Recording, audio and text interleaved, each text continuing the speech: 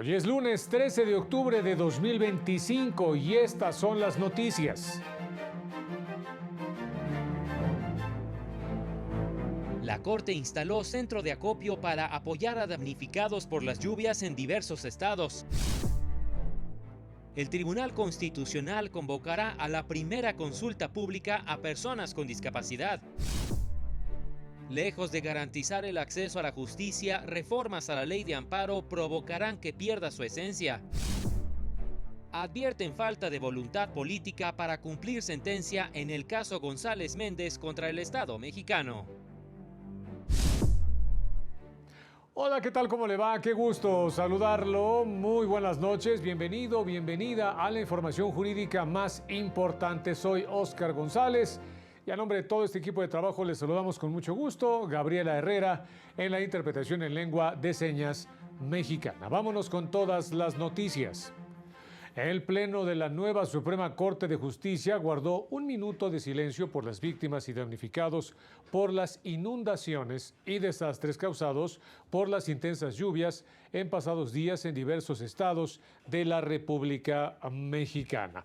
El ministro presidente anunció que ministras y ministros aportarán con sus salarios para ayudar a las personas afectadas, además de convocar a las personas trabajadoras del Poder Judicial Federal para que participen de una colecta para las personas damnificadas. El Pleno de Ministros y Ministras de esta Suprema Corte ha tomado la decisión de hacer una aportación del salario de cada uno de nosotros para la compra de víveres. Vamos a establecer un punto de acopio aquí en este edificio de Pino Suárez número 2 y también el edificio de Revolución. Ahí vamos a estar recibiendo los víveres que sean necesarios, que nos puedan apoyar. Pues a toda la comunidad del Poder Judicial de la Federación hacemos este exhorto, esta invitación. La Suprema Corte también instaló un centro de acopio en las instalaciones de Justicia TV en República del Salvador número 56 en el centro histórico. Usted puede donar agua embotellada, alimentos enlatados, artículos de higiene personal, además de ropa de bebé, insumos para primeros auxilios y artículos de baño. La Suprema Corte anunció que se llevará a cabo la primera audiencia pública sobre temas relevantes. Ante peticiones de grupos de personas con discapacidad para ser escuchados y ante la trascendencia de la consulta previa, el ministro presidente Hugo Aguilar Ortiz anunció que se llevará a cabo la primera audiencia pública sobre temas relevantes de esta nueva Suprema Corte de Justicia. Esto, luego de que la ministra Lenia Batres Guadarrama solicitara retirar, precisamente para escuchar a las partes, un asunto en el que planteaba el cambio de criterio de la previa integración de la Corte y que propone que ya no se invaliden automáticamente normas por falta de consulta previa a personas con discapacidad. Quiero comunicarles que hemos tomado la decisión de llevar a cabo la primera audiencia pública sobre temas relevantes y pido a todas las organizaciones que estén atentas a la convocatoria para participar en esta audiencia pública. Hemos recibido también noticia que hoy están teniendo una manifestación aquí frente a la Corte sobre esa temática. También anunciarles a los manifestantes que estamos puestos para escucharlos y resolver de manera adecuada este asunto.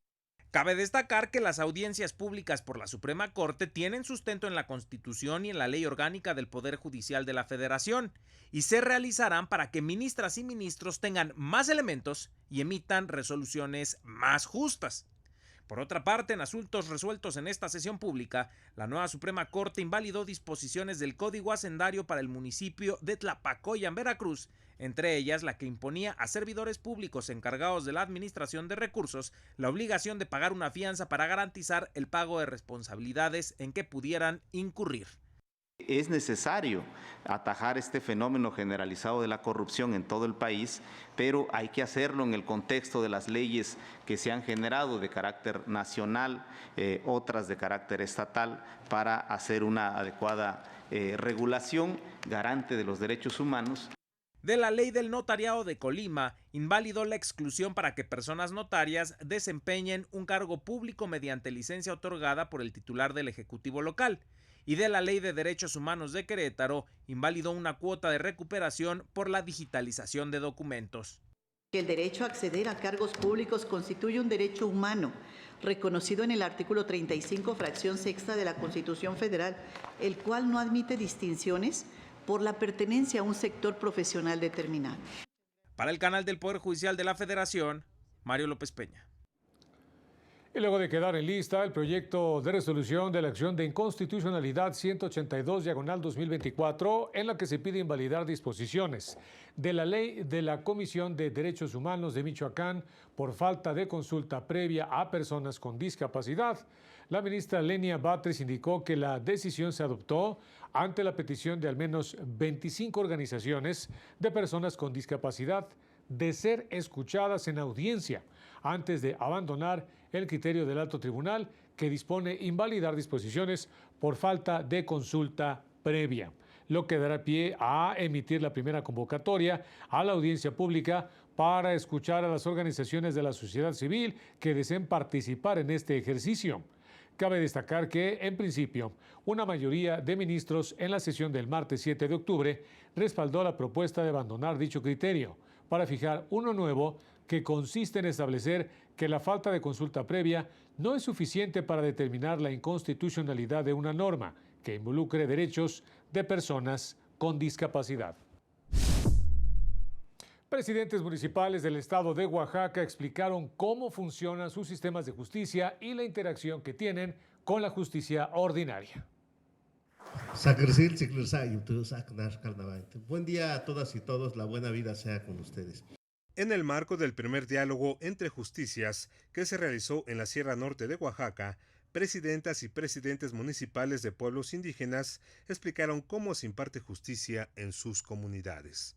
El síndico municipal es como un MP, Ministerio Público, y el alcalde municipal hace la función del juez de lo familiar. Eso es los que imparten justicia, ya sea si es un asunto no muy delicado, ellos asumen su responsabilidad y castigan a las personas que cometen alguna infracción. Y ya cuando ya rebasa los límites de experiencia que tenga el alcalde o el síndico, entonces ya solicitan una sesión de cabildo para ya determinar qué tipo de sanción y qué castigo se les va a dar a nuestros propios ciudadanos, ¿no? Cuando es necesario, pues se hace de forma como lo acostumbraron nuestros abuelos, de acuerdo a nuestros usos y costumbres y de acuerdo también a lo que determine la Asamblea General Comunitaria, en donde si se pelean por decir las mujeres, pues castigadas de la misma manera, la multa, la cárcel también. Actualmente creo que ya todo se maneja muy tranquilo, no se ha usado la cárcel, pero todo va a ser de acuerdo a nuestros usos y costumbres y también pues dentro de lo que decida nuestra asamblea. En entrevista para Justicia TV señalaron los conflictos que han tenido al interactuar con la justicia ordinaria, sobre todo cuando no se respetan las decisiones de las personas que imparten justicia en sus comunidades. En el caso de alguna sanción que se toma, pues siempre lo determina la asamblea. Cuando ésta se presenta sobre todo a Fiscalía, a Ministerio Público, muchas de las ocasiones tenemos controversia porque nosotros como autoridades ya determinamos alguna sanción y en ocasiones para el derecho positivo o para lo que se maneja en algunas instancias, pues es contraproducente, porque muchas de las ocasiones se menciona que hay violación a los derechos humanos. Nos hemos enfrentado a algunas situaciones donde algunas personas que no están de acuerdo, pues lógicamente que ellos proceden a otras instancias directamente a poner una demanda, ¿no? Pero ante estas situaciones, pues llega la información y directamente esta información llega y se baja a la asamblea, y el cual pues la asamblea toma también sus acuerdos y de ahí derivan pues acuerdos en el cual una autoridad municipal pues tiene que darle ese seguimiento. Las autoridades comunitarias destacaron la celebración del primer diálogo entre justicias que les permitirá disminuir las tensiones que se han presentado. No, hombre, yo felicito a la Unión Liberal de Ayuntamientos que hace este tipo de foros, porque es bien importante. Nos están abriendo pues las ideas, las formas y sobre todo qué instrumento es el que tenemos que utilizar ahora para poder solucionar con el instrumento que nosotros tenemos en Capulalpan, que es el bando de policía, y que hoy está reconocido por el artículo 2 constitucional. Para el canal del Poder Judicial de la Federación, Juan Carlos González. La clave para que haya un adecuado funcionamiento del interés legítimo es una mayor capacitación a personas impatidoras de justicia. Así lo aseguraron autoridades. Definir el interés legítimo en la ley de amparo con la reforma pone en riesgo avances para la protección de diversos derechos fundamentales de muchas personas. Esto lo aseguró Arturo Guerrero Zazueta, director general de Derechos Humanos, Igualdad de Género y Asuntos Internacionales del órgano de administración judicial. Estamos procurando arreglar lo que no está roto, fijar en la ley lo que se entiende por interés legítimo. Cuando esta parte en específico realmente no ha sido problemática, es lo que a mí me preocupa realmente. ¿Por qué? Porque este entendimiento del interés legítimo ha permitido avances fundamentales. Al participar en las audiencias públicas sobre la ley de amparo en la Cámara de Diputados, Arturo Guerrero destacó casos de protección de derechos ambientales, de matrimonio igualitario o de interrupción del embarazo, todos por reclamo del interés legítimo. Implicaría, primero, desconocer que la jurisprudencia ha funcionado y ha permitido avances. Estamos también ignorando que hay criterios que han ido ampliando, lo que ya mencionaba ahora, pero también hay avances, por ejemplo, sobre la legitimidad de la Secretaría Técnica de Combate a la Tortura, matices en la relatividad de las sentencias de amparo. Destacó que la clave para que haya un adecuado funcionamiento del interés legítimo es una mayor capacitación a las personas impartidoras de justicia. Para el canal del Poder Judicial de la Federación, Mario López Peña. Expertos continuaron con el tercer y último día de audiencia sobre la ley de amparo. En la Cámara de Diputados se llevó a cabo el tercer y último día de audiencias sobre la ley de amparo, a las que convocaron las Comisiones Unidas de Justicia y Hacienda y Crédito Público. Las y los especialistas manifestaron sus preocupaciones en torno a las modificaciones relacionadas con la suspensión del acto reclamado. La magistrada de circuito Ileana Moreno señaló que se incluyeron algunos requisitos que pueden restringir la suspensión y puso como ejemplo la obligación de acreditar la apariencia del buen derecho. Quizá habría que matizar esta afirmación debido a que no en todos los casos en la suspensión va a haber claramente definido que hay una apariencia del buen derecho. Y esto ya se ha dicho también en criterios jurisprudenciales que no debe ser un obstáculo para negar la suspensión. El abogado y político Roberto Gil Suart aseguró que la reforma es uno de los mayores retrocesos jurídicos que ha sufrido el juicio de amparo y se refirió a las restricciones que se están imponiendo a la suspensión. Que lejos de garantizar el acceso a la justicia a través de la tutela cautelar, provocará que el juicio de amparo pierda su función contramayoritaria en detrimento de las libertades y los derechos fundamentales, es decir, su vocación de control y de remedio efectivo de la arbitrariedad e inmunidades del poder. Se destacó también la modificación para establecer que el otorgamiento de una suspensión de amparo no debe afectar el interés público. Lo que resulta complejo, regresivo, es que la ley de amparo te diga, bueno, es que debes de negar la suspensión en estos casos. Bueno, es que entonces mejor ya di que no hay suspensión. O sea, y es particularmente complejo, lo decía la magistrada, cuando tienes una generación de jueces nuevos que no tienen este quehacer interpretativo. Para el canal del Poder Judicial de la Federación, Juan Carlos González. Momento de una pausa, no se vaya, regresamos con más. Al regresar, el gobierno federal garantiza apoyo a personas afectadas por las intensas lluvias de los últimos días.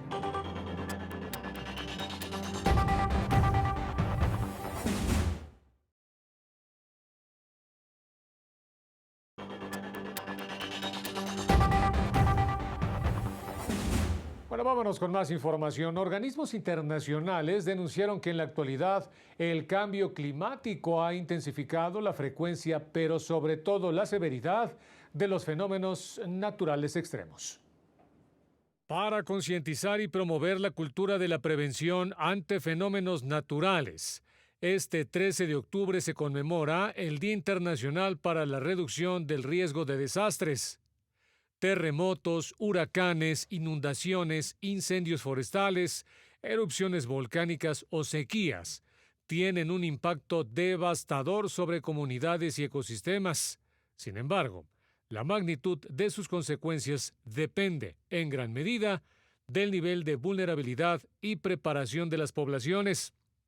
Esta fecha pone énfasis en la reducción del riesgo de desastres, enfoque que busca anticiparse a los eventos naturales para evitar pérdidas humanas, económicas y ambientales.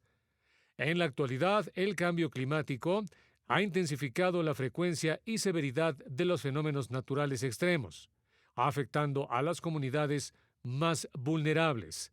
Por ello, el Día Internacional para la Reducción de los Desastres Naturales se ha convertido en un llamado a la acción frente a la emergencia climática. Y por cierto, más de 7,000 elementos de la Defensa Nacional y 3,300 de la Marina fueron desplegados en 5 estados para apoyar a las personas damnificadas por las lluvias tras la aplicación del plan DN3. Presentaron una evaluación de daños en Hidalgo, Puebla, San Luis Potosí, Querétaro y Veracruz, donde destacaron acciones especiales en Poza Rica y Álamo, en esta última entidad, por ser los municipios más afectados.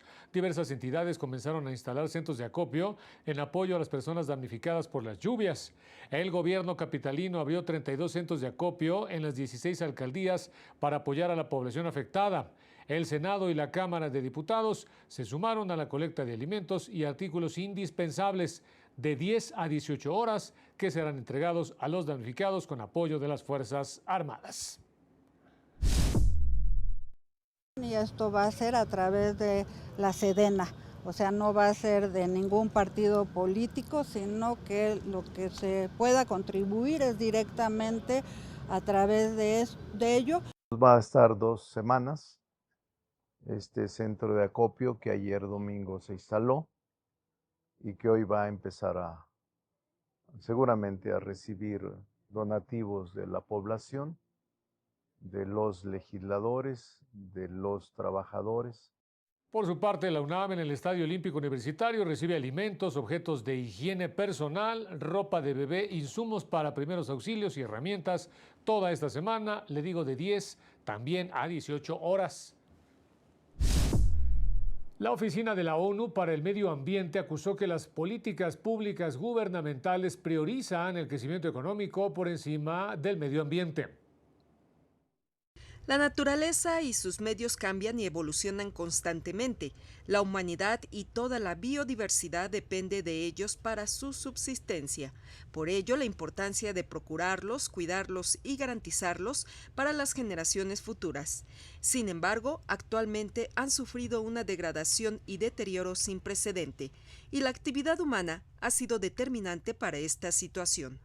La Oficina de la ONU para el Medio Ambiente aseguró que en este contexto, las políticas públicas gubernamentales priorizan el crecimiento económico por encima del medio ambiente, dejando de lado la garantía de derechos fundamentales como el acceso al agua, alimentación adecuada, niveles altos de salud, derecho a un medio ambiente sano. Todos ellos protegidos por los Estados miembros, de los cuales México forma parte. 2 de estos importantes acuerdos han sido el Acuerdo Regional sobre el acceso a la información, la participación pública y el acceso a la justicia en asuntos ambientales en América Latina y el Caribe, Acuerdo de Escazú, y el Protocolo adicional a la Convención Americana sobre Derechos Humanos en materia de derechos económicos, sociales y culturales, Protocolo de San Salvador. Para conocer los detalles de estos tratados y la participación de la población en sus discusiones, la Unidad General de Conocimiento Científico y Derechos Humanos publicó los apuntes sobre el derecho a la participación pública en asuntos ambientales, artículo 7 del Acuerdo de Escazú, que usted puede consultar en las plataformas digitales de la Suprema Corte de Justicia de la Nación. Para el canal del Poder Judicial de la Federación, Citlali Pérez.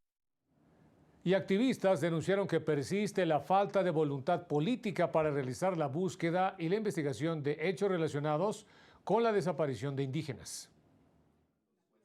A más de 10 meses de la sentencia de la Corte Interamericana de Derechos Humanos que condena a México por la desaparición forzada de Antonio González Méndez, un indígena maya chool que formaba parte de las bases civiles de apoyo al Ejército Zapatista de Liberación Nacional en 1999, familiares y activistas denunciaron que persiste la falta de voluntad política para realizar la búsqueda y la investigación de los hechos. Y aún no estamos viendo la voluntad política que es necesaria para cumplir con lo ordenado. Hasta ahorita lo único que se cumplió al 100, digamos, es el tema de la indemnización económica, de publicaciones en diarios oficiales y hoy el evento de inauguración de esta placa en memoria de Antonio. Y las dos cosas más importantes para la familia y para la sociedad, que son la búsqueda y la investigación, no están atendidos con seriedad todavía. Al participar en un conversatorio en la Facultad de Derecho de la Universidad de Chiapas, exigieron se dé cumplimiento a la sentencia de la Corte. Durante la desaparición, lo único que tenemos día a día es la tristeza, angustia, el dolor. Por eso ahora lo que exigimos en esa sentencia de la Corte, exigimos la búsqueda para encontrar a mi papá vivo o muerto, aunque sea el resto.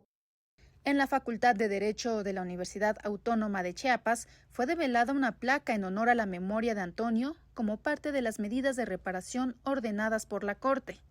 En su sentencia, el Tribunal Interamericano determinó que existían indicios para considerar que Antonio fue desaparecido por un grupo paramilitar creado con el conocimiento del Estado mexicano como parte de su estrategia de contrainsurgencia.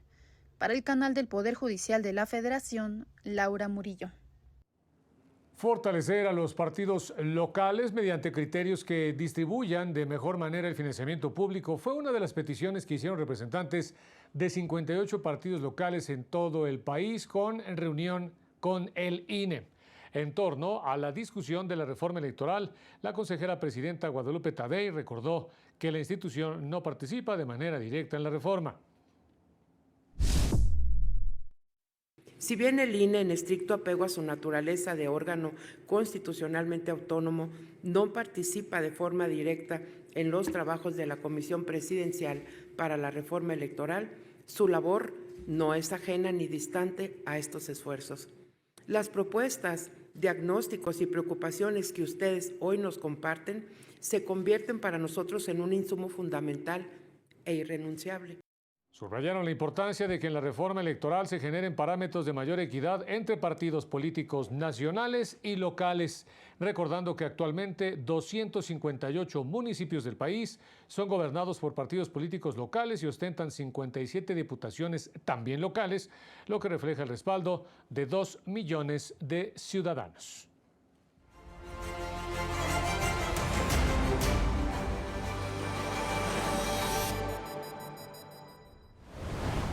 El primer tribunal colegiado de apelación en materia penal en la Ciudad de México descartó aumentar de 1 a 4 los delitos contra 2 excolaboradores del extitular de la extinta PGR Jesús N., acusados por autorizar pagos indebidos de casi 100 millones de pesos.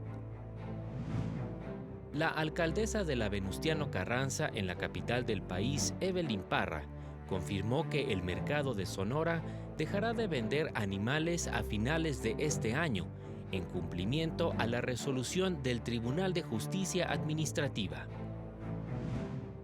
El Poder Judicial del Estado de México inauguró el Foro Estatal para la elaboración del Plan de Desarrollo 2025-2027, con el que inicia una nueva ruta para abatir el rezago, aumentar la confianza ciudadana y transparentar la labor de los juzgados.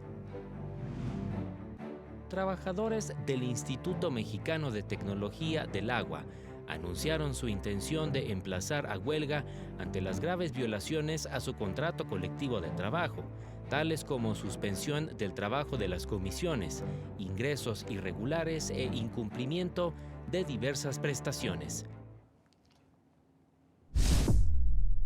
En la nota internacional, los presidentes de Estados Unidos, Egipto, Turquía y Qatar firmaron el acuerdo que estipula el fin de la guerra entre Israel y el grupo islamista Hamas en la franja de Gaza. Desde la ciudad egipcia de Sharm el-Sheikh y ante decenas de líderes mundiales, los mandatarios, quienes fungieron como mediadores del conflicto, calificaron este evento como un día extraordinario para Oriente Medio. Este documento contiene también las normas y regulaciones para las futuras conversaciones entre Israel y Palestina. Representantes de Hacienda y de la Agencia Nacional de Aduanas analizaron las modificaciones a la minuta de reformas a la ley aduanera. Funcionarios de la Secretaría de Hacienda y Crédito Público, el SAT y de la Agencia Nacional de Aduanas sostuvieron una reunión con senadores sobre las modificaciones a la minuta de reformas a la ley aduanera. La minuta que se encuentra en el Senado incluye modificaciones a 65 artículos, 44 adiciones y 9 derogaciones. Entre los planteamientos se encuentra la creación del Consejo Aduanero, modificaciones a la vigencia de las patentes aduanales, así como la ampliación del catálogo de infracciones. Modificaciones que argumentaron busca combatir actos de corrupción, inhibir el contrabando y la evasión fiscal en este sector. La Cámara de Diputados modificó la propuesta, eliminando sí la patente vitalicia, pero modificando la vigencia propuesta por el Ejecutivo de 10 a 20 años, con renovaciones del mismo tiempo, es decir, de 20 años, mientras que lo relativo a la certificación de agentes aduanales deberá realizarse cada 3 años en lugar de los 2 años que propuso el Ejecutivo. Con el objeto de minimizar actos de corrupción, se propone el establecimiento de un Consejo Aduanero integrado por autoridades de la Secretaría de Hacienda y Crédito Público, del SAT, de la ANAN y de la Secretaría Anticorrupción y Buen Gobierno, encargado de asesorar y resolver sobre el otorgamiento de las autorizaciones previstas en la ley aduanera. Mañana martes 14 de octubre sostendrán una nueva reunión las Comisiones Unidas de Hacienda, Crédito Público y de Estudios Legislativos Primera en el Senado y se prevé que el miércoles sea presentada la minuta en el Pleno para su discusión y votación. Para el canal del Poder Judicial de la Federación, Laura Murillo. Y este fin de semana dio inicio la Feria Internacional del Libro Zócalo 2025. El corazón de la capital del país se encuentra de fiesta con la llegada de la 25ª Feria Internacional del Libro Zócalo 2025, la cual se llevará a cabo del 11 al 19 de octubre. Es la librería a cielo abierto más grande que existe y pues son muchos años de estar defendiendo un espacio gratuito, democrático y libre para todos. Un espacio de encuentro lleno de cultura, bailes folclóricos, debates políticos, salas de lectura, presentaciones de obras literarias para lectores, autores y público en general.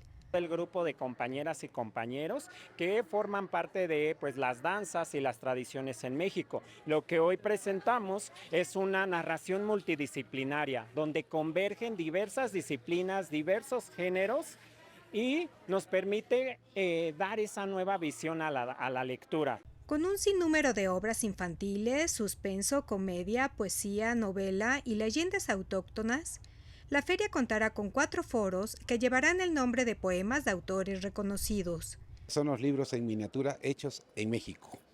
El más pequeñito mide 3 centímetros por 3,5. Por ejemplo, es este. Es un libro que se llama Versos de Amor. Sí. El texto es totalmente legible. Además, trae costura, no se le deshoja. Traemos Editorial Santillana y Castillo, son editoriales que manejan literatura infantil juvenil.